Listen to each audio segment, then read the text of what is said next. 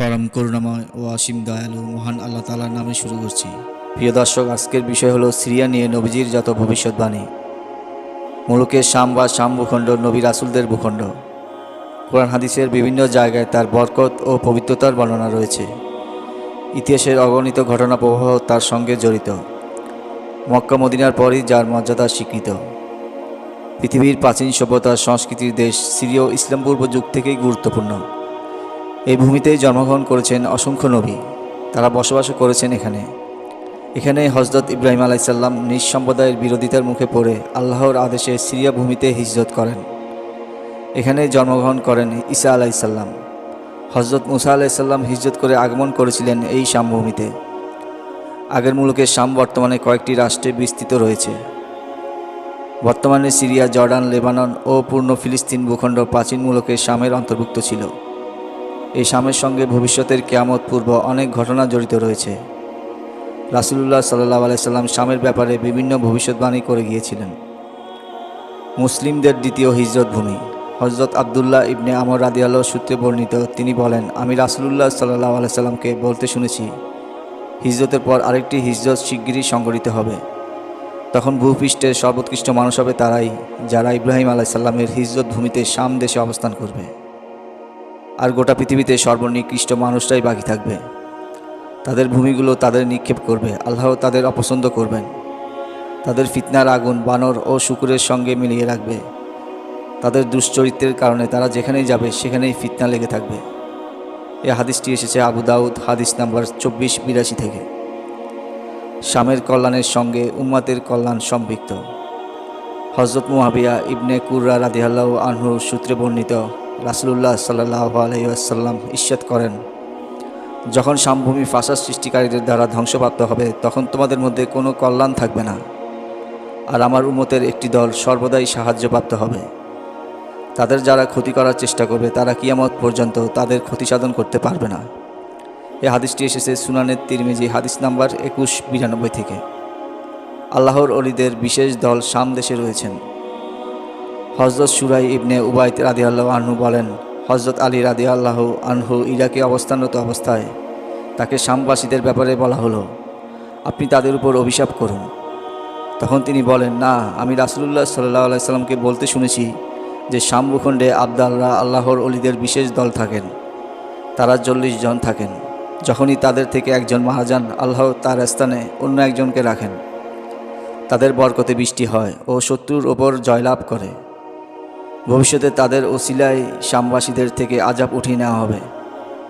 এই হাদিসটি এসেছে মুসনাদে আহমদ হাদিস নাম্বার 896 থেকে। মহাযুদ্ধে মুসলিম বাহিনীর সেনা ছাউনি হবে শাম দেশে। হযরত আবু দারদা রাদিয়াল্লাহু সূত্রে বর্ণিত, রাসূলুল্লাহ সাল্লাল্লাহু আলাইহি সাল্লাম ইরশাদ করেন, মহাযুদ্ধের সময় মুসলিমদের ছাউনি হবে গোতা শহরে, যা দামেস্ক শহরের পাশে অবস্থিত। এটি শামের উৎকৃষ্ট শহরগুলোর একটি। অন্য বর্ণনায় রয়েছে, রাসূলুল্লাহ সাল্লাল্লাহু আলাইহি সাল্লাম ইরশাদ করেন, অচিরেই তোমরা শাম বিজয় করতে পারবে। যখন তোমাদের সেখানে বসবাসের এখতিয়ার দেওয়া হবে, তোমরা দামেস্ক নগরীতে বাসস্থান বানাবে, কেননা তা যুদ্ধবর্তীকালীন সময়ে মুসলিমদের আশ্রয়স্থল হবে। আর তাদের ছাউনি হবে সে দেশের একটি ভূমি, যাকে গোথা বলা হয়। কিয়ামতের আগে মাহাদির খেলাফত গ্রহণ। হযরত উম্মে সালামা রাদিয়াল্লাহু সূত্রে বর্ণিত, রাসূলুল্লাহ সাল্লাল্লাহু আলাইহি সাল্লাম ইরশাদ করেন, মুসলমানদের একজন খলিফার ইন্তেকালের পর মতানৈক্য হবে। তখন মদিনাবাসীদের একজন ব্যক্তি মতানৈক্য এড়িয়ে যাওয়ার জন্য মক্কায় চলে আসবেন। অতঃপর মক্কাবাসী অনেক লোক তার কাছে আসবে এবং তাকে তার অনিচ্ছা সত্ত্বেও ঘর থেকে বের করে এনে মাকামে ইব্রাহিম ও হাজরে আসওয়াদের মধ্যবর্তী স্থানে তার হাতে বাইয়াত হবে। তিনি বলেন, ইমাম মাহাদি তার বিরুদ্ধে যুদ্ধ করার জন্য শামবাসীদের থেকে একটি বাতিল দলকে পাঠানো হবে। তবে তারা মক্কা মদিনা মধ্যবর্তী বাইদা নামক স্থানে পৌঁছলে ভূমিধসে আক্রান্ত হবে। যখন মানুষ তা দেখবে, তখন তার কাছে শামের আবদালরা ও ইরাকবাসী উৎকৃষ্ট মানুষের দল আসবে। অতঃপর তারা মাকামে ইব্রাহিম ও হাজারে আসওয়াদের মধ্যবর্তী স্থানে তার হাতে বাইয়াত হবে। অতঃপর কুরাইশ বংশের জৈনিক ব্যক্তির উদ্ভব হবে। কালব গোত্র হবে তার মাতুল গোত্র। সে তাদের মোকাবেলায় একটি বাহিনী পাঠাবে। যুদ্ধে মাহাদির অনুসারীরা কালব বাহিনীর ওপর বিজয়ী হবে। এ সময় যারা কালবের গনিমত নিতে উপস্থিত হবে না, তাদের জন্য আফসোস। মাহাদি গনিমতের সম্পদ বন্টন করবেন ও নবী করিম সাল্লাল্লাহু আলাইহি সাল্লামের সুন্নাত অনুযায়ী মানুষের মধ্যে কার্য পরিচালনা করবেন, আর ইসলাম সারা পৃথিবীতে প্রসারিত হবে।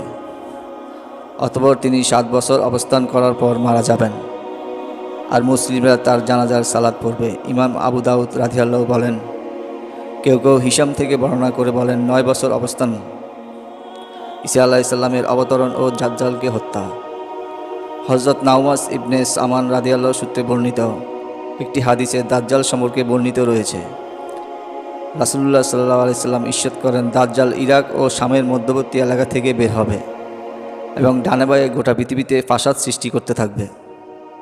তাই হে আল্লাহর বান্দারা, তোমরা ঈমানের উপর অটল থাকবে। দীর্ঘ হাদিস বর্ণনার এক পর্যায়ে নবী করিম সাল্লাল্লাহু আলাইহি সাল্লাম বলেন, দীর্ঘ 40 দিন ধরে দাজ্জালের অনিষ্টতার পর আল্লাহ ঈসা ইবনে মারিয়াম আলাইহিস সালামকে পাঠাবেন। তিনি দামেস্কের পূর্ববর্তী এলাকার শুভ্র মিনারের কাছে আসমান থেকে 2 জন ফেরেশতার কাঁধে চড়ে অবতরণ করবেন। তখন তার শ্বাস প্রশ্বাস যে কাফেরের গায়ে লাগবে সেই মারা যাবে, আর তার দৃষ্টিসীমার শেষ প্রান্তে গিয়ে তার শ্বাস প্রশ্বাস পড়বে। তিনি দাজ্জালকে তালাশ করবেন, অতঃপর শামের বাবে লুদ নামক স্থানে তাকে হত্যা করবেন। তো প্রিয় দর্শক, এই ছিল আজকে প্রিয় নবী হযরত মুহাম্মদ সাল্লাল্লাহু আলাইহি ওয়াসাল্লামের সিরিয়া নিয়ে করা সেই ভবিষ্যৎবাণী।